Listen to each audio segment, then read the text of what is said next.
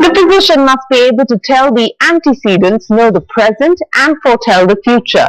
Must mediate these things and have two special objects in view with regard to disease, namely, to do good or to do no harm. The words of Hippocrates, regarded as the father of medicine, have shaped the journey of my guest today.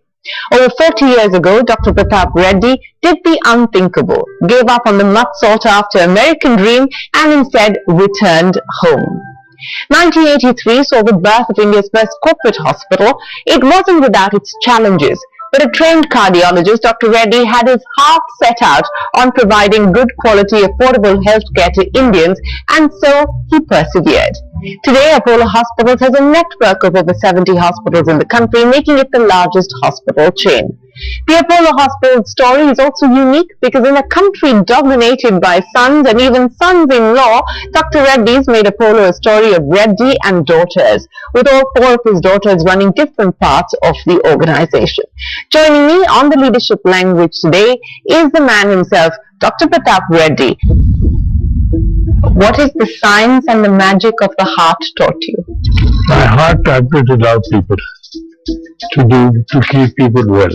Saving is something healthcare must do, but treating them like a baby, that is, I think, is what is necessary. You moved to the US in the 1960s. You decided to move back to India in 1970s because your father wrote you a letter. I got a letter on one of our birthdays. And after many things he said, you can do something for the people in India, how would that be? And immediately my wife said, you must go. Rita, Sunita, Sangeeta, Shobana, all were below 12.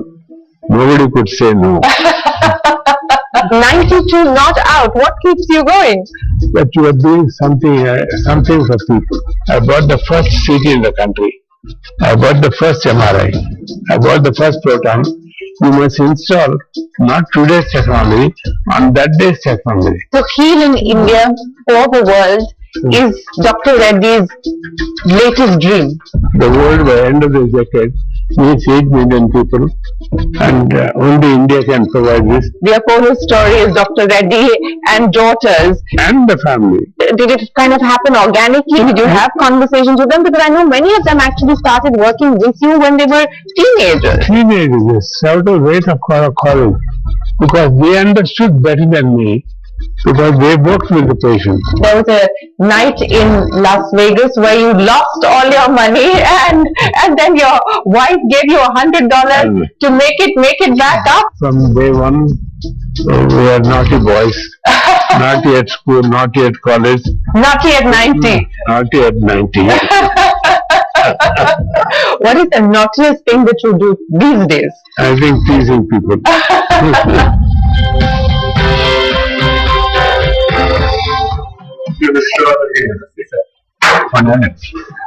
The way to look at Neurosurgery. It's a good work that you do. It's not like people who would admire what you are doing. Help me. I love you all. Thank you.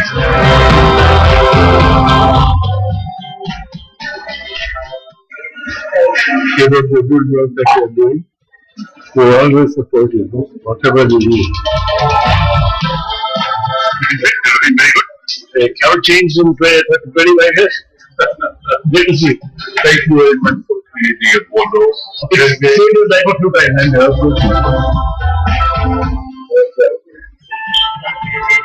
Sapayu Luna, Lumbini.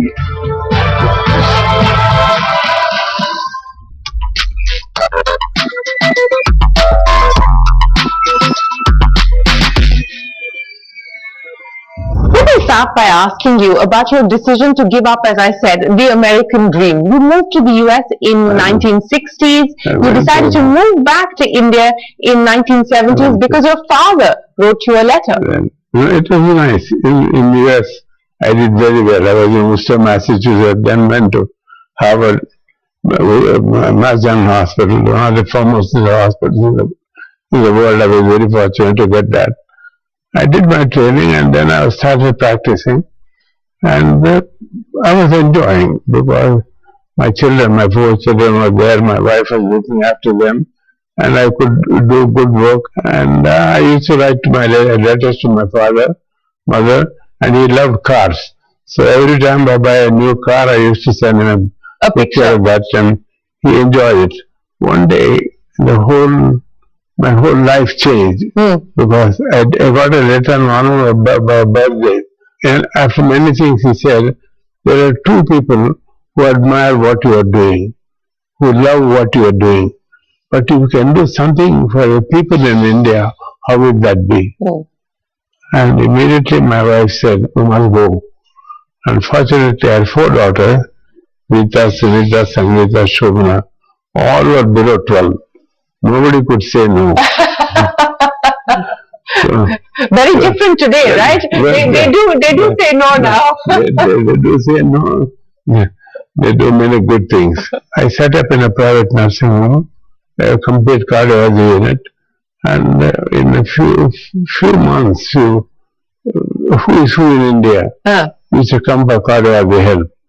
But you know, in heart problem, there is some extent, if you detect early disease, you can prevent it for progress. Yes. But in spite of that, if the patient completely does not follow the entire pattern, and the clock increases, and finally the heart attack comes. This is where I think the other part of cardiology, cardiothoracic surgery, was very important. Unfortunately, there was no good cardiothoracic department in the country. So my patients used to go abroad. And who are those patients? The 2% of the Indian population. The powerful and rich, the presidents, the prime minister, and the leaders of major organizations. Only them you could send. But one of those days, I lost a very young man whom I was treating for about 3 years with medicines. But he couldn't respond. One fine day he came, and in a few minutes we lost him. That completely shattered me, saying how many more are going to die. You know why he died? Because he couldn't raise $50,000 to go abroad. I said, why should they go abroad? If Indian doctors are far excellence overseas, why can't we bring them here and have this? But then they told me, Dr. Reddy, it is an unimaginable thing that you are thinking, that in healthcare, everything is impossible. First, your equipment duty is 330%. Second, you can't get finance for your thing. Second thing, third thing is, there is a tremendous regulatory things which you have to overcome to do this. I said, in any case, I must do it because I was firm that Indian doctor is no inferior to anybody in the world. All that he needs infrastructure, he needs the institution power excellence. So I made a trip to Delhi. Fortunately, I met one of the General Secretary who took me to the Prime Minister. The General Secretary of the Congress Party, and then you went to meet Indira Gandhi, the then Prime Minister. Indira Gandhi. And the third day she asked me, I really want to talk to me. I said yes. Then Mr. Dhawan said, today 11 o'clock she'll meet you. So she held me for about 10-20 minutes. Then she said, call Krishna Lal Sahib, the private secretary. I said, yes, very interesting thing, see how we can change it. So she held me for about 2 hours. And he instructed all the ministries, finance, health ministry. I went and met all the secretaries. They all told me, we are supposed to send a note for the cabinet this Thursday. So we wanted tomorrow to come at 9:30 in the morning. And so the 4 secretaries came. I explained it to them that this is possible in India. All that we need you to give permission for me to buy land and import medical equipment not at this cost. They said this is not possible in 1 week. So they told Krishna Lal Sahib, he has many things to ask, there are many changes that need to be done. So anyway, I went to the minister also. when Raman was the minister, he also said he must do something. He asked IDBI to do a study. So I went to IDBI to Bombay. They explained to them how it can be done. So they loved it. So they said, it's a unique thing. We would like to fund it. Ministry of Health and Finance said the duty will be 0%, but you must do for poor patients, free. 10% free, 20%, 25% outpatient treatment. I said, fine. But this is what I want. So when the funding came, the minister recommended the fine. An undersecretary note in it saying, if you do this, it will be impeached. Really? Because this was not in the healthcare, was not in that that the institutions can fund it. Correct. Friday he gave me this bad news. Unfortunately, whatever happened, he went to defense. Prathap Mukherjee came to the finance minister. Yeah. So I explained it to him. So he called the finance secretary and he said, if you can't do this, you're going to prove I'm a useless finance minister. He said, what, sir? I said, the concept is very sweet and it's going to make a difference in health for people. So he took me by my hand, took his to his room, wrote a note saying the banks, 5 banks, will give me the initial loan of 6 crores each, and then I am allowed to borrow for import of medical equipment from a foreign agency. So that I think was a major breakthrough. Yes. So I started. I bought a land, and of course the chief minister gave me some problem there also. That took another 1 year to break that problem. So the work started on April 1st. So it wasn't an April Fool's joke. April Fool's joke. That's what April Fool's for me always is April Fool, but April lucky day for me. Lucky day for the first time had to be a lucky day. But the lucky day for the healthcare of India. Absolutely, for the healthcare sector in India, because in a way, it began the institutionalization of healthcare in the private sector, because it didn't exist up until then. There was a legislation change that allowed banks to be able to fund to the healthcare sector, which was not allowed. Import duties were cut, as you had asked the government to do, and all of that enabled the start of private healthcare and corporatization of the healthcare sector in India. But Dr. Reddy, I want to understand from you, what gives you the perseverance? I know that you believe in the 3 P's, passion, purity of purpose, but perseverance. What gives you the perseverance to want to continue when everybody else around you was telling you that this is an impossible thing to do? Seeing patients not unhealthy and dying from disease, which are preventable.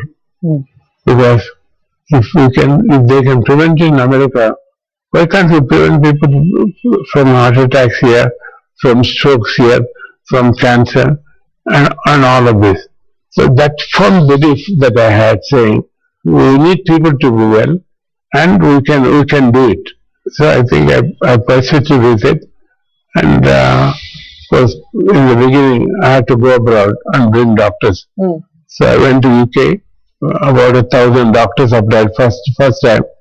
My director of medical services went and shortlisted. I saw 300 candidates on Saturday and Sunday. 200 I selected, and I am happy when Gynaecology Singh came on September 1883. When he opened the hospital, he came only for 20 minutes. But 20 minutes he spent in the hospital because he had just a surgery with Dr. Denton Kubi. So he went on comparing. He is not there, but it's here. All of this. Then he threw the speech and he spoke 40 minutes on saying, I'm very happy that this has come to India. I now have the hospital, I have the infrastructure, I brought the technology because of the funding and everything that's happened. And I brought the doctors who are in stages. are going to join me in various departments. I think that was the beginning, 83. By 84, we started the cardiac surgeries first. We started oncology surgeries next.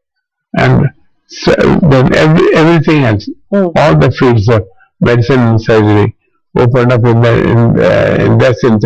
But 30 years, we were a true multi-specialty hospital. But that is one hospital.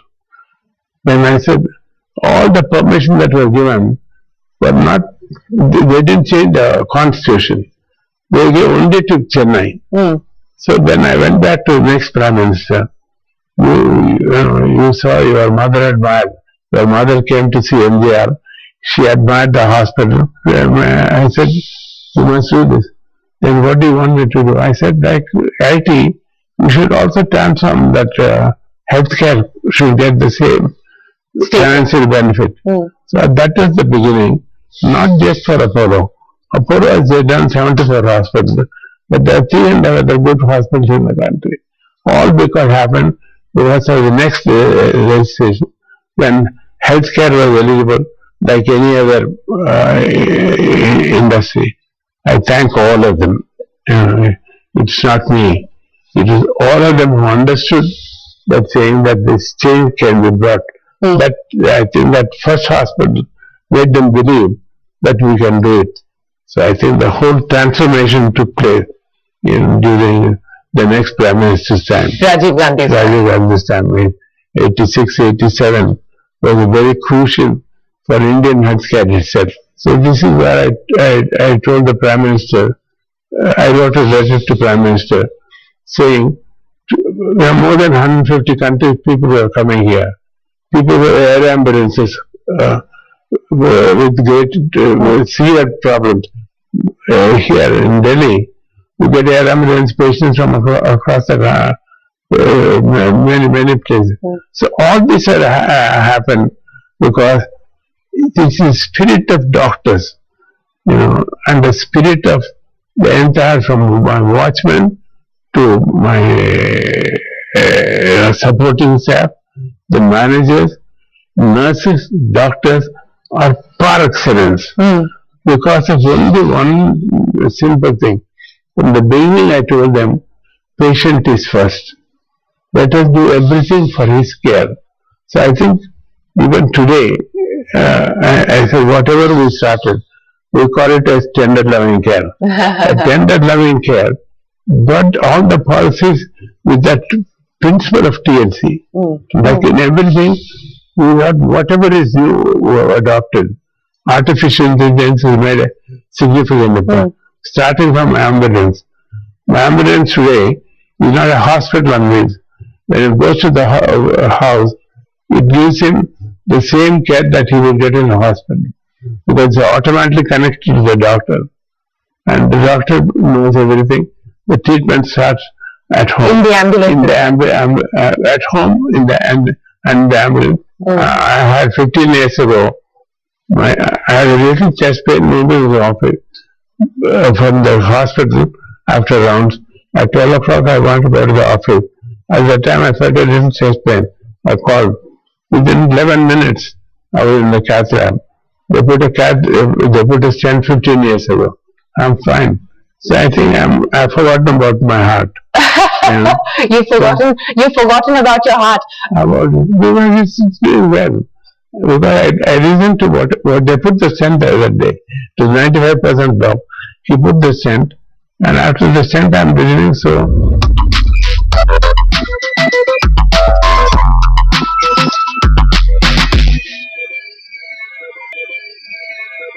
Everybody who's watching Dr. Reddy at 92, and with a stent, you're perfectly fine. You do a 2-hour round every day still. You go to the hospital every day. You spend your Sundays in hospital. What keeps you going? 92, not out. What keeps you going?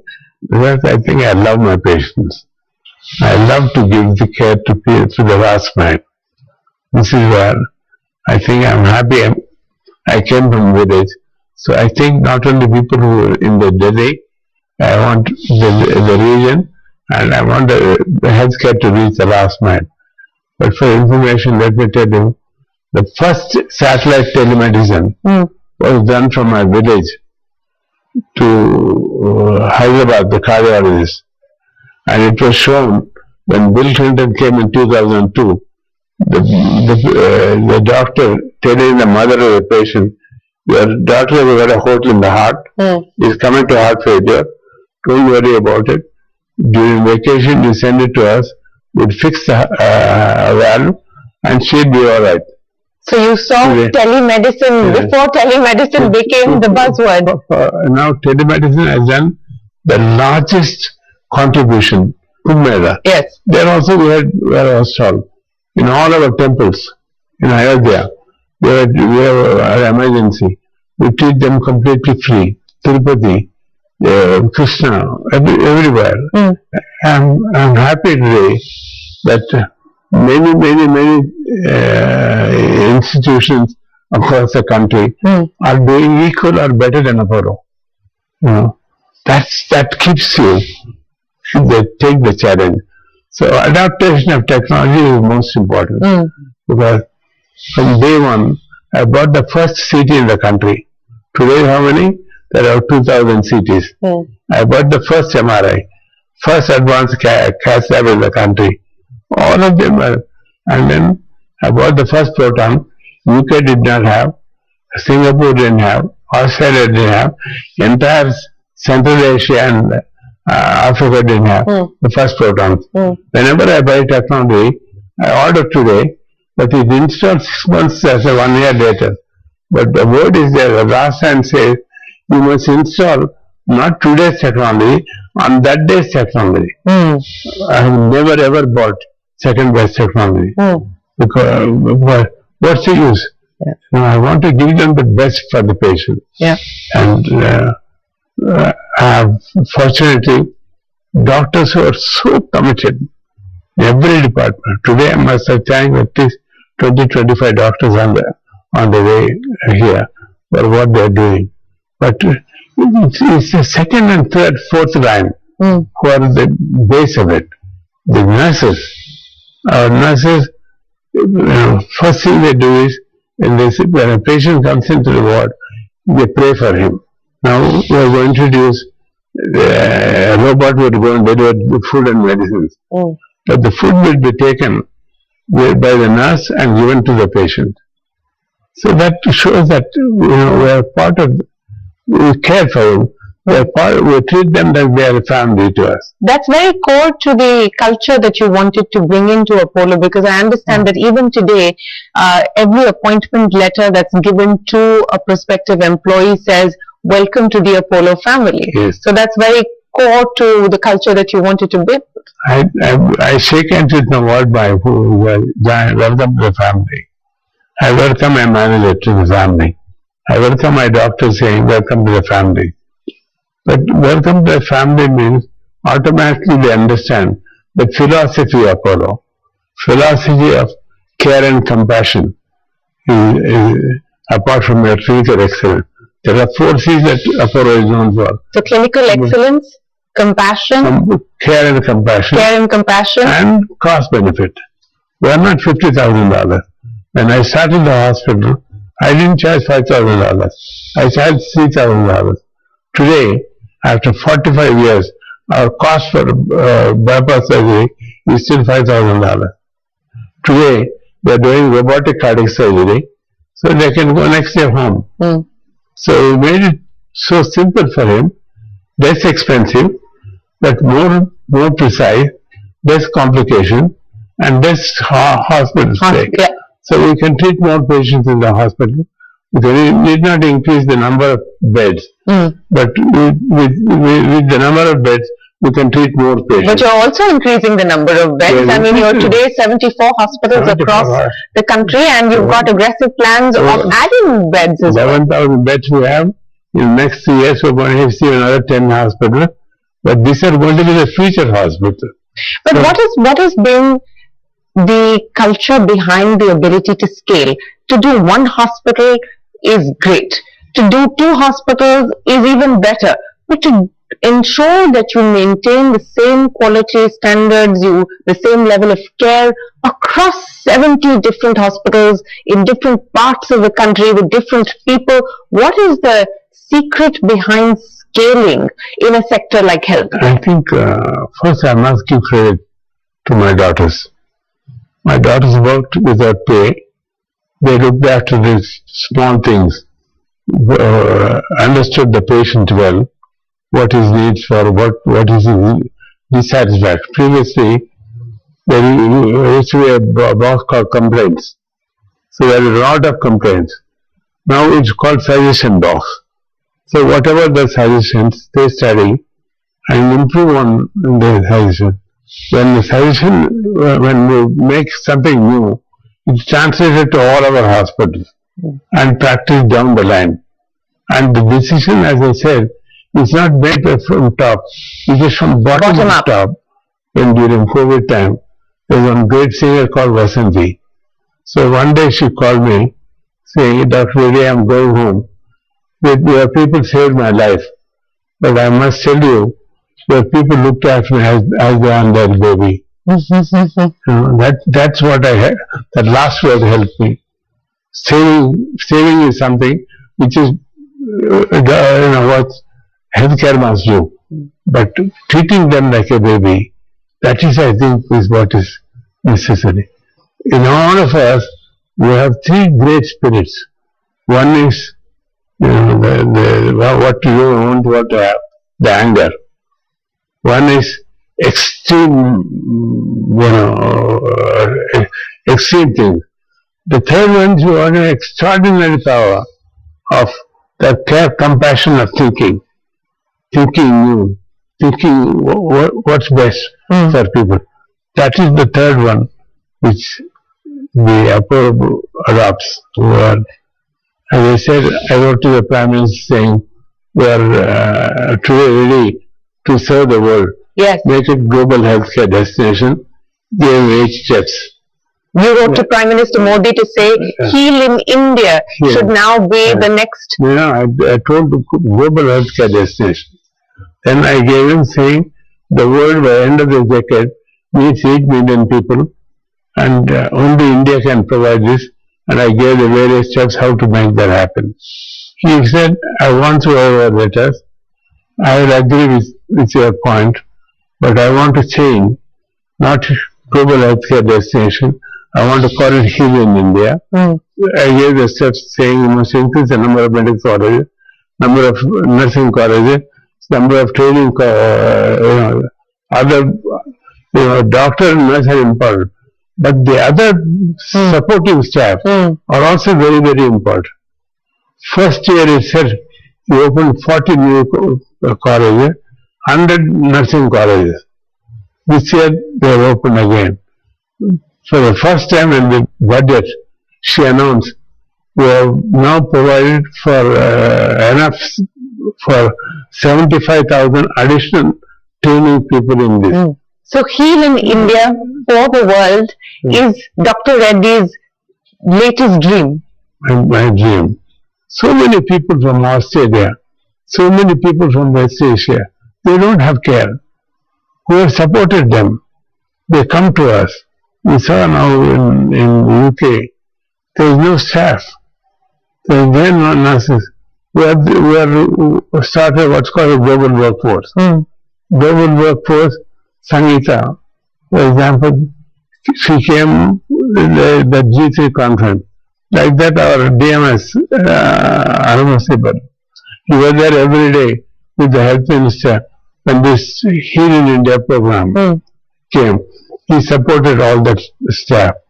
So I think we participated, but it was a combined effort. Yeah. It was a joint effort.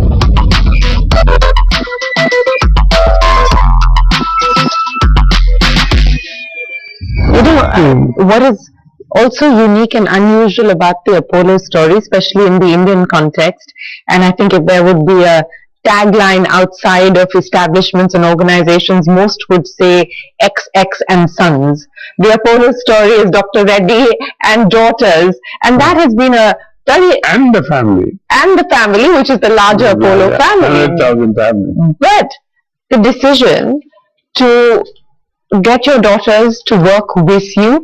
Did you think this through, or did it kind of happen organically? Did you have conversations with them? Because I know many of them actually started working with you when they were teenagers. Teenagers, several rate of college, because they understood better than me, because they worked with the patient.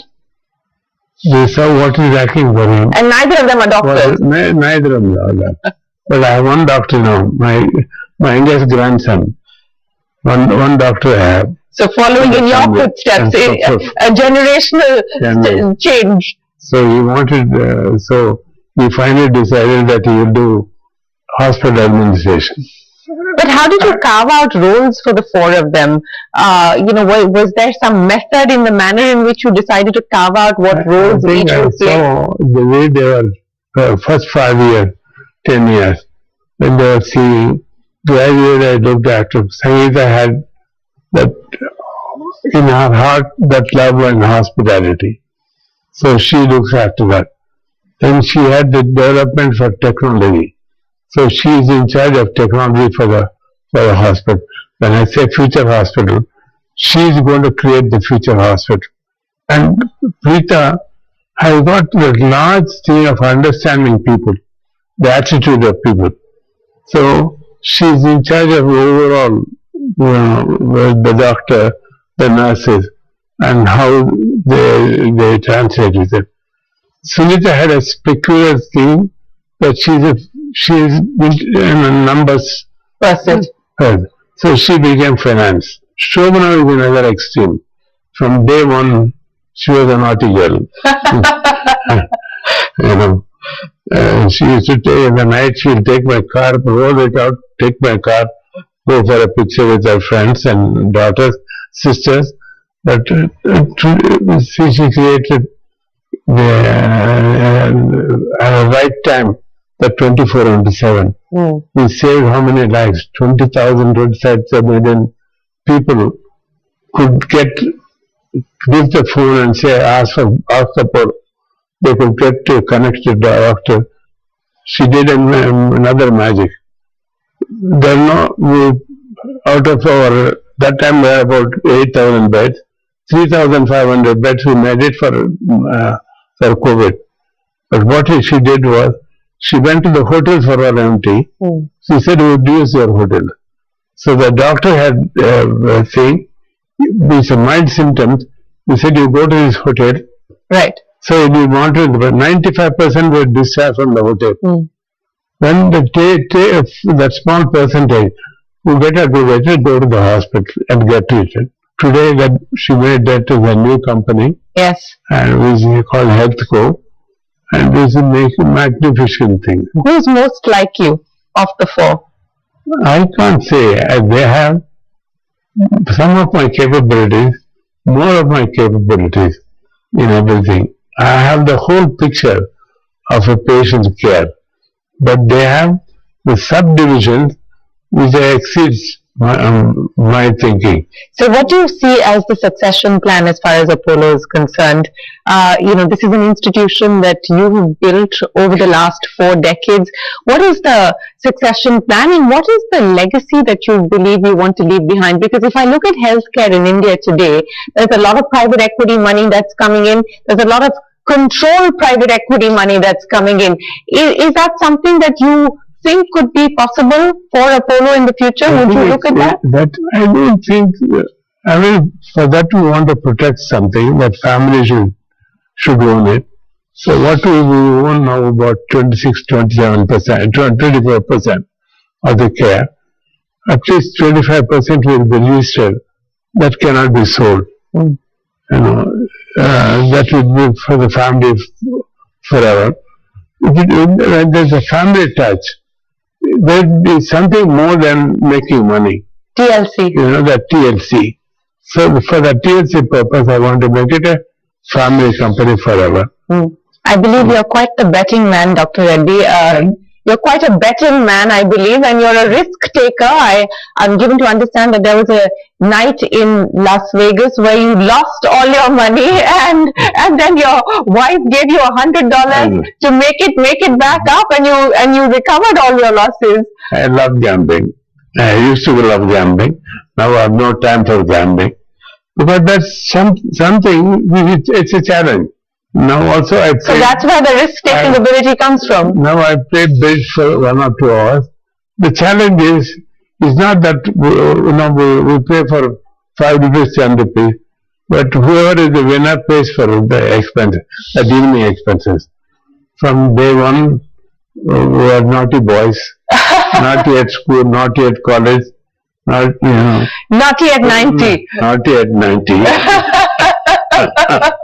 What is the naughtiest thing that you do these days in your 90s? What's the naughtiest thing that you do in the 90s? I think teasing people.